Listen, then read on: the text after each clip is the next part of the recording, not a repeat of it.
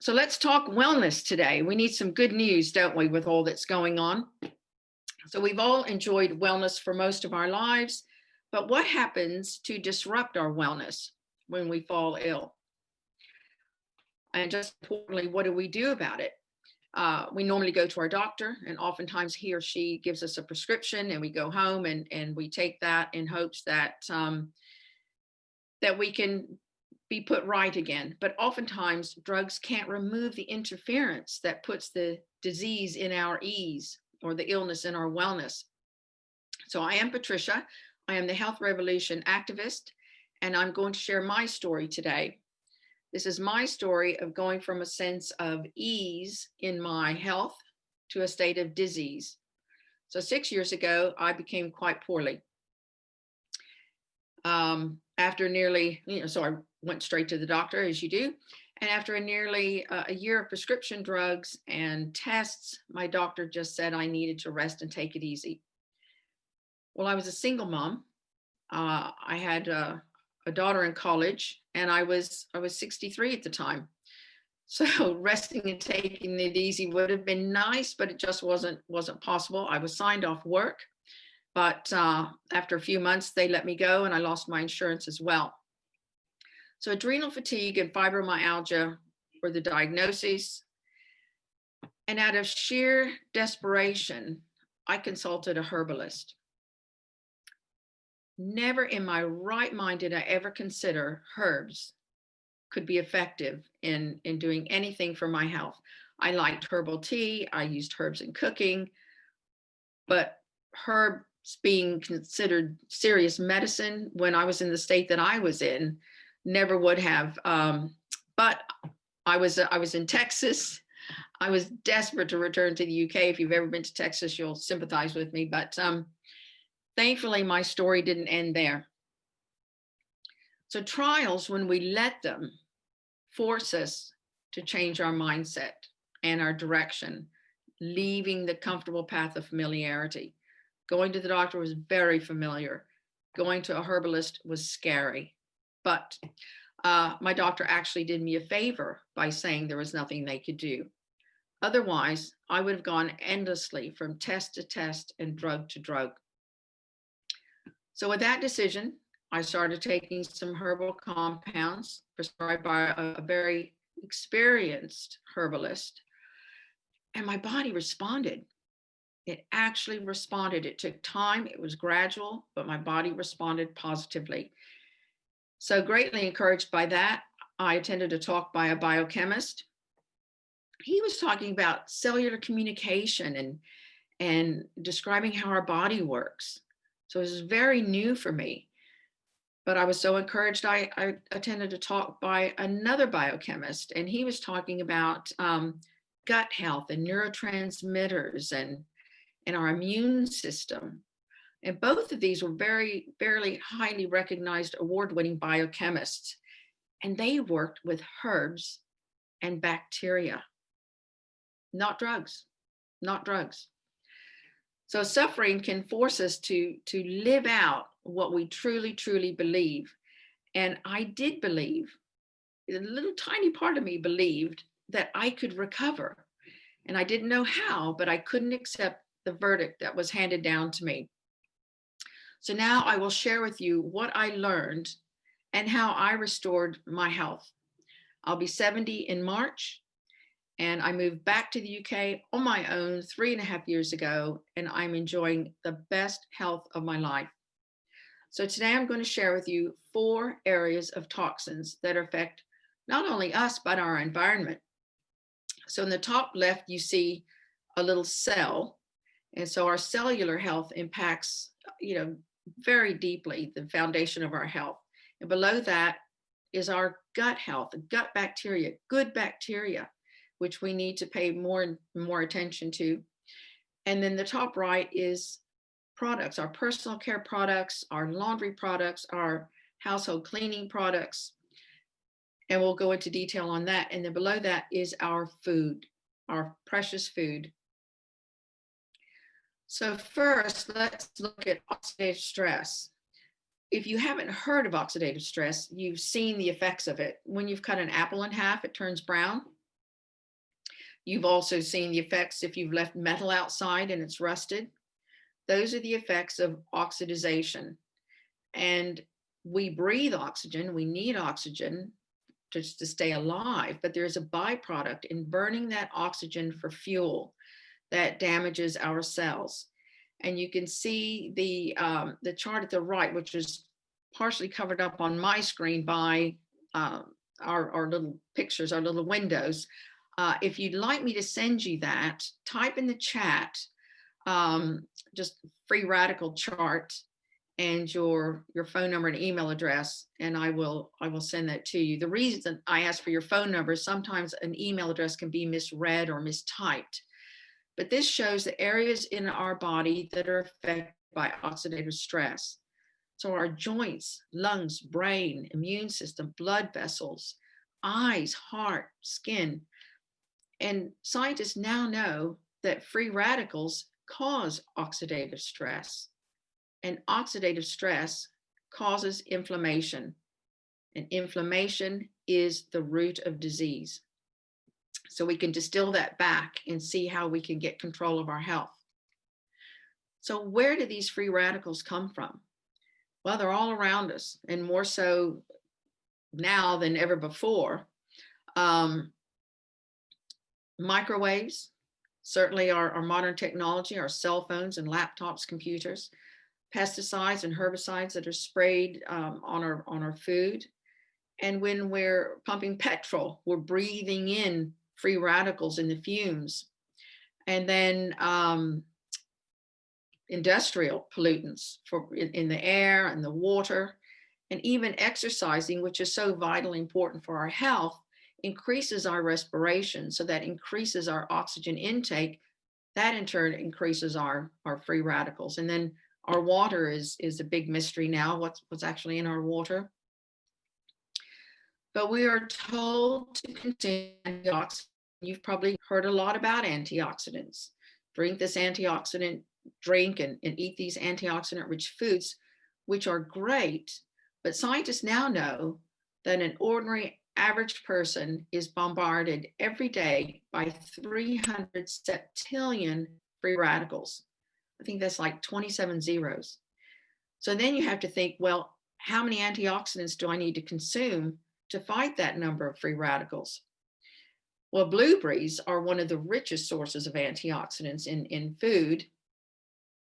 And they contain, we would have to eat about, I think 11 pounds of blueberries to get enough antioxidants to come close to fighting that number of free radicals. And of course, they'd have to be organic, or you're consuming as many free radicals as you are antioxidants. So that's not going to do much good. But our bodies actually produce antioxidants. Our bodies actually produce antioxidants. So with triggering our body's production of antioxidants, we can actually combat 1,000,000 to 1, 1,000,000 free radicals for each antioxidant molecule, which is in every single cell in our body. And it's catalytic. It's whether you're awake or asleep, not just while you're consuming. This is an internal production in every cell in your body.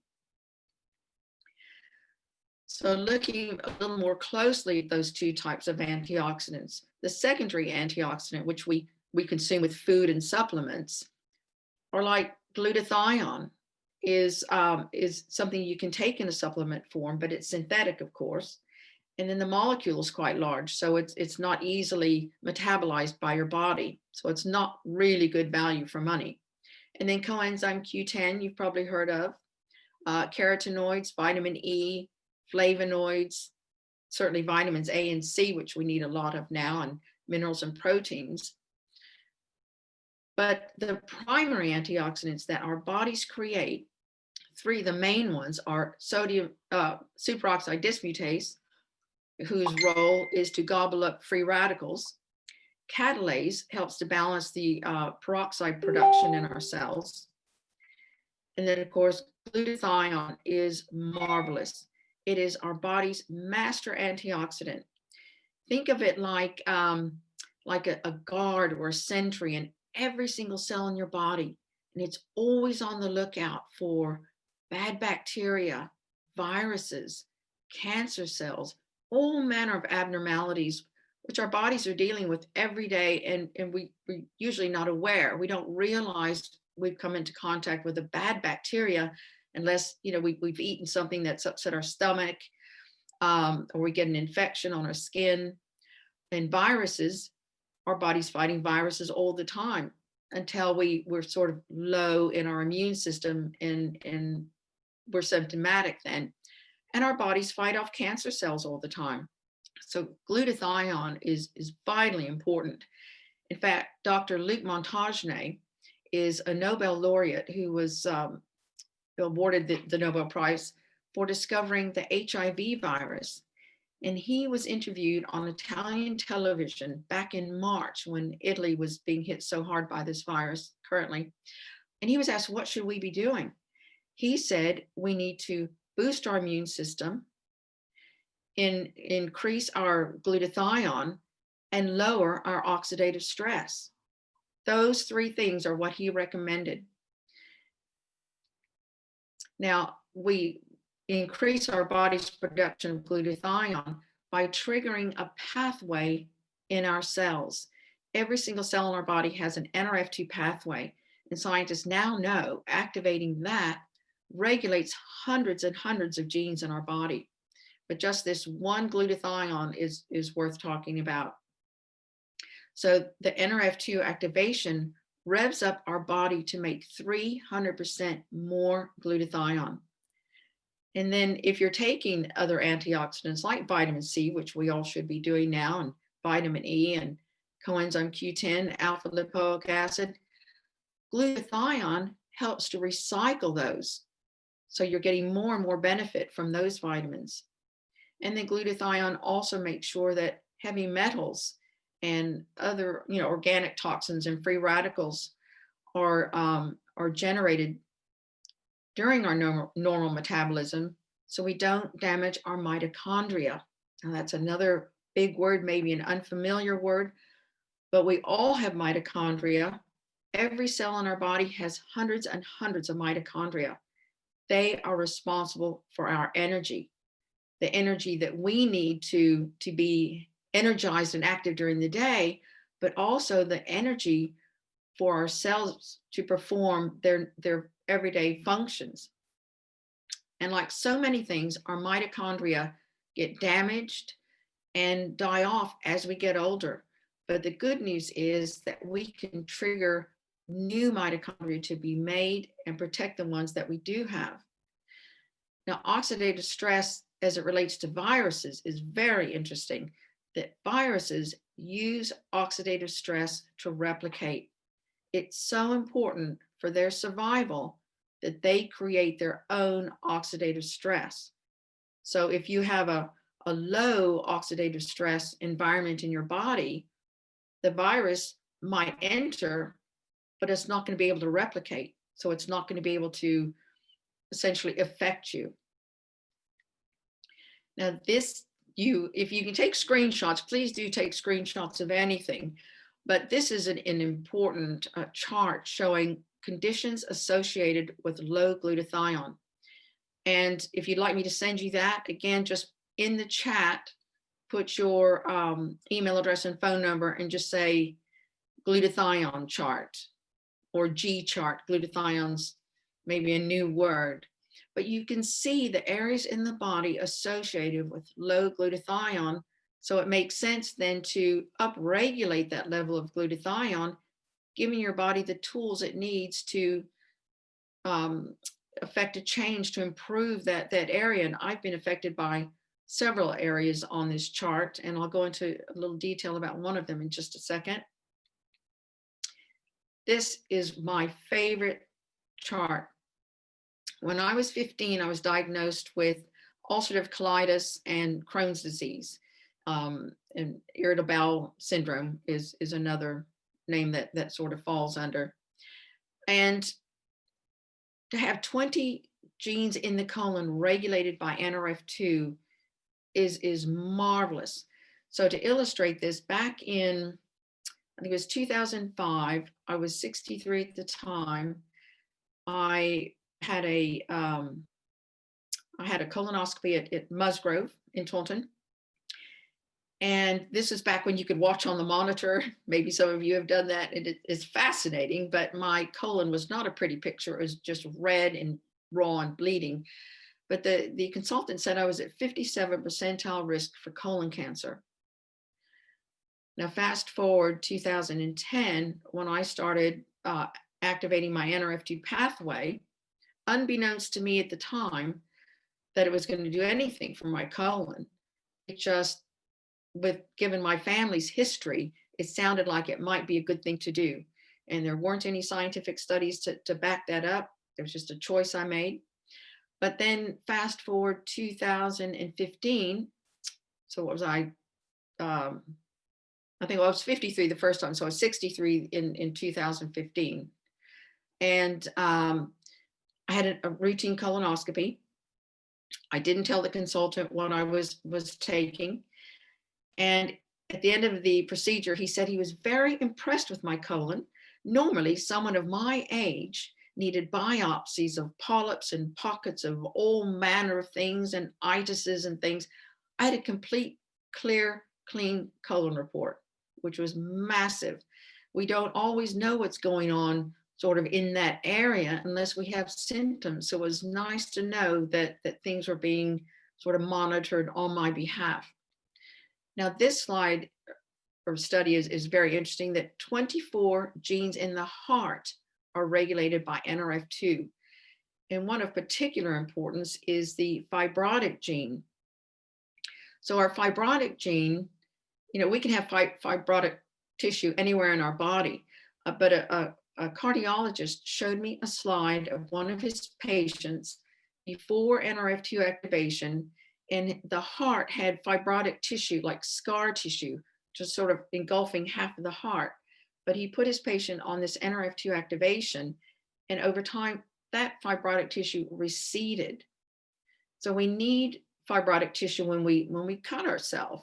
Our blood coagulates to stop losing blood, and then it starts closing up and creating scar tissue to heal that area. And our body knows what to do as long as we give it the right tools to do that. And this is of particular interest as well. My mother had Alzheimer's, and it's not something I wish to put my family through, having me do that. So 66 genes, Alzheimer's genes, are regulated by NRF2. And I've seen many, many lovely testimonials in that regard. Now, to date, there are 26 peer-reviewed studies on this NRF2 activation. It is in Washington State University studied it as well, with just a paragraph of diseases they were studying. And Washington State University summarized their study by saying NRF2 activation is the most extraordinary therapeutic and preventive breakthrough in the history of medicine. Thinking of aspirin and penicillin, and now to have NRF2 activation, that's a very bold statement. But in my life and my health, and in that of others I've seen, I would completely agree with that. And that study I can send you as well. If you want to put in the chat NRF2 study, I'd be happy to send you that. Now, the second toxin is bacteria. Bacteria are our friends. Our body is covered with bacteria. Our eyes have bacteria, our nose, different ones still, in our mouth and our throat and our ears. The palm of our hands has different bacteria than the back of our hands. Bacteria are essential. Now, just as oxidative stress affects the disease of our body, the microbiome affects so many aspects of our health. It's a great balancing act. So our gut health, certainly, but even our brain health, oral health. Mouthwash is diabolical for oral health. We need to look after and foster the good bacteria.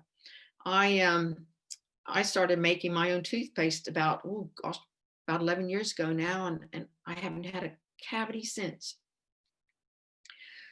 So once bacteria are our friends might be a bit odd, considering we see cleaning products saying kills 99.9% of bacteria, thinking that's a good thing. But not all bacteria are germs. Not all bacteria are bad. And when you consider that 90% of the cells in our body are not human cells, that they are actually good, beneficial bacteria, really makes you start thinking a little bit differently. And being out in the garden, digging in the dirt, you absorb, when you get dirt under your nails, you absorb good probiotics that way. So being exposed to good bacteria is a good thing. And you may have heard the term, your gut is your second brain. Well, science, gosh, it's amazing. They now know that 80% of our neurotransmitters are in our gut. In our gut. And the communication, most of the communication between our gut and our brain originates in our gut. We get those little butterflies. We get that anxious feeling when we're in love. We get that intuitive feeling in the pit of our stomach. And when we feel sad, we actually feel it in our gut. Absolutely amazing. But it's a two-way communication. And we have a series of nerves in our spinal column called the vagus nerve. And that's where all this communication is going, two ways all day. And also about 70% of our immune system is in our gut. So all the more reason to really look after it. And there some more further illustration of some of the things that are going on between our gut and our brain, that fight or flight stress response, the cortisol production. It's just fascinating. It's serotonin and dopamine manufactured in our gut. Now, our bodies, talking about its healing capabilities in light of the current situation that we're all faced with, if we look at stewarding a healthy body versus hosting a virus, we're seeing some people succumbing to the virus, and they're oftentimes categorized as being, having an underlying health condition. So that's that, and having a high oxidative stress environment, that's hosting the virus. The virus loves that. And we know that this particular virus likes to enter the lungs. And its preferential way is a dry throat. It gets in the mouth, right down into the lungs immediately. But our nose is equipped with nitric oxide production, which neutralizes germs. And then we, of course, have our stomach acid, 1.5 pH stomach acid, that kills an awful lot that comes in contact with that. And then we have mucus that helps to trap germs and invaders. And, we have 30 trillion bacteria and viruses in our gut to crowd out the bad guys. So looking after them gives us a real good foothold in looking after our health. Now, this helps to illustrate our gut and what's going on down there.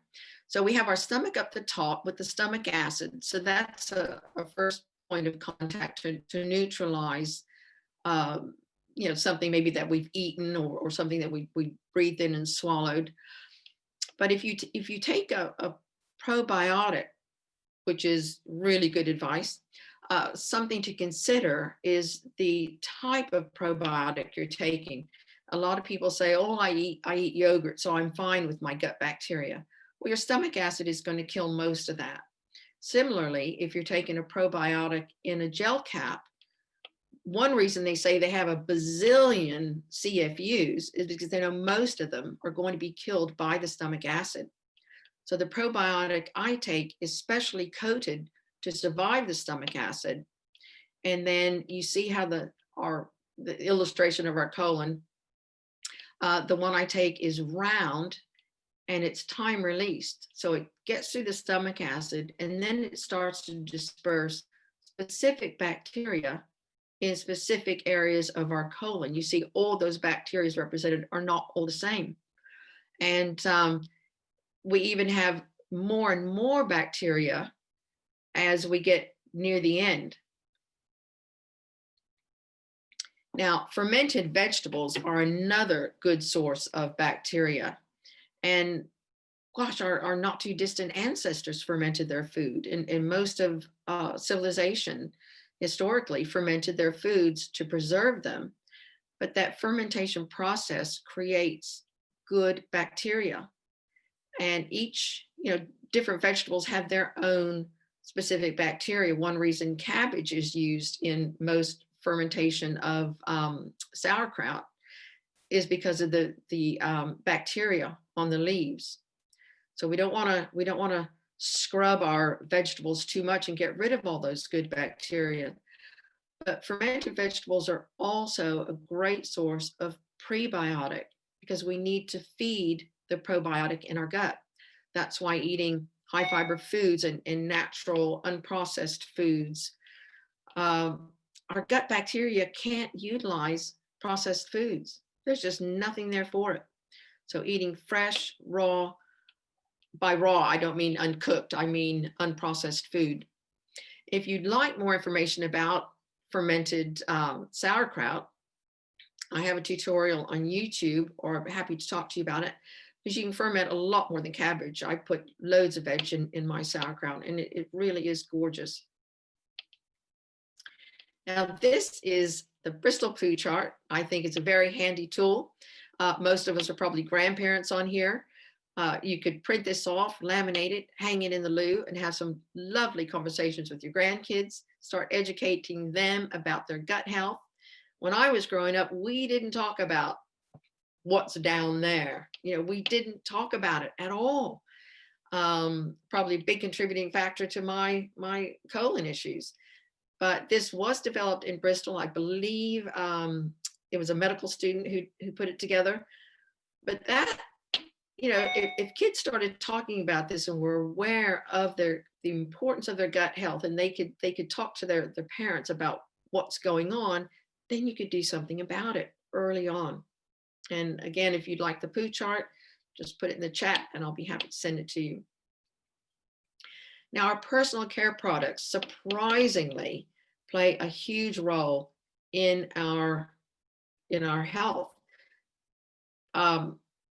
What you put on your skin enters your blood in less than a minute. I found that absolutely astounding. If we're soaking in the bath or we're in the shower, we're not like sponges just puffing up and we see the water rolling off. We even see water bead up on our skins, but actually a huge amount of toxins enter our bloodstream through our skin. It's a permeable barrier. Now, the reason I started making my toothpaste back along was I learned about sodium lauryl sulfate, found it was in my toothpaste. We've probably all taken sublingual medication, and whatever you put under your tongue enters your bloodstream just like that. Well, think about your toothpaste, your mouthwash entering your bloodstream. And there are things like embalming fluid, hormone disruptors in shampoos and in personal care products. I've met loads of young ladies in their 20s with thinning hair, young men as well. And they stop using, their current shampoo and hair care products. And their hair starts filling in and coming back using the right products. So our body wants to heal. It wants to be lively and function properly if we remove the interference. Now, interestingly, too, about 3 years ago, a study was done here in the UK because scientists found a disproportionate amount of fish and frogs were remaining female. And they studied the water to see if they could find out why. Well, it was all these hormone disruptors coming from our homes, our laundry room, our kitchen, our bathroom, stuff going down the drain, getting into the waterways, affecting them. So that's something big that we can do to protect the environment. So check these things when you get home, or you're probably home now, but check these things. Read the labels. It's nightmare trying to read those labels, but there is help. You can take a screenshot of this or ask me to send it to you, but you want to make sure you don't have any of these in your personal care products. Gluten's even there. Who's gluten intolerant that would think their shampoo is interfering with their, with their body and causing that problem or contributing to the problem? But there's an app, which is also a website. It's ewg.org. And I'll have that at the end on the last slide, ewg.org. You can type in the name of your shampoo, your toothpaste, whatever it is. They will give you a toxicity rating from 1 to 10. And then they will break it down and tell you if that's a likely carcinogen or endocrine disruptor or allergen, so that then you can make your decision based on that. Now, the last toxin, huge, is glyphosate. Glyphosate, you might have it in your garden shed to kill weeds. It is, it's such a contributing problem. It's used to kill weeds, but it's also used by farmers as a desiccant to spray on food or crops to dry them out and get them into production faster. They will tell you, Monsanto will tell you, that it dissipates in a couple of weeks. It's not a problem. It doesn't get into the crop. That's now being proven to be not true. Glyphosate penetrates the crop. It destroys the shikimate pathway. The shikimate pathway is the crop's cellular communication. Just like our body cells communicate, so do plants. Any living thing has some form of cellular communication. It also destroys the amino acids in the crops, as well as the minerals in the crops, which is the reason we eat them. The glyphosate has been proven to cause cancer in many trials in the US, well, and around the world now. There are just tens of thousands of court cases waiting to be heard. But it's also been measured in the air. Major airlines or airports where the airlines burn biofuel to be green and eco-friendly. Well, they're not burning organic matter, are they? So the glyphosate is measurable in the air all around the world. It's destroying our gut health. Monsanto said, well, it couldn't affect humans because humans don't have a shikimate pathway. But scientists now know that our gut bacteria have a shikimate pathway. So many people who are gluten intolerant, it's the glyphosate. I have friends who are gluten intolerant that can eat my organic sourdough bread all day long without a problem. Even celiacs can eat organic, long-proved sourdough bread. So don't run down to the market and buy a loaf of commercial sourdough bread.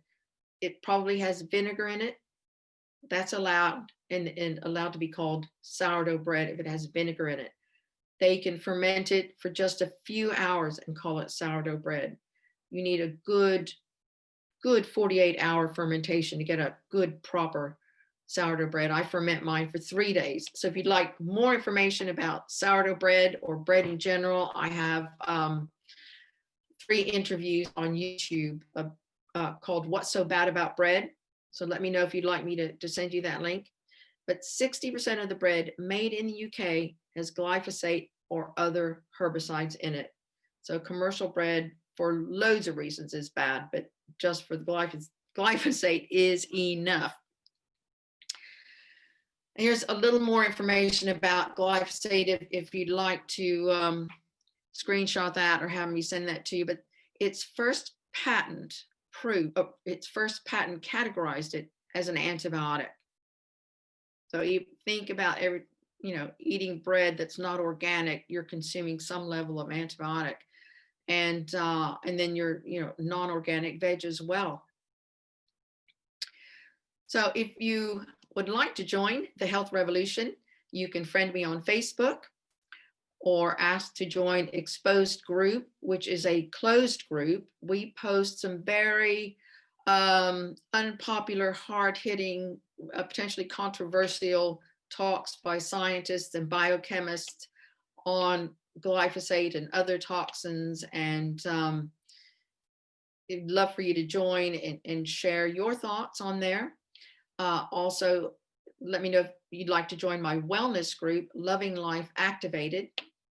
And then there is the ewg.org, which is a website as well as an app. If you'd like to have a little chat with me about anything I mentioned today, because I realize it's a lot of new information, please text me and we can arrange a convenient time to chat, or email me at staytunedforhealth, that's a number 4, staytunedforhealth@icloud.com.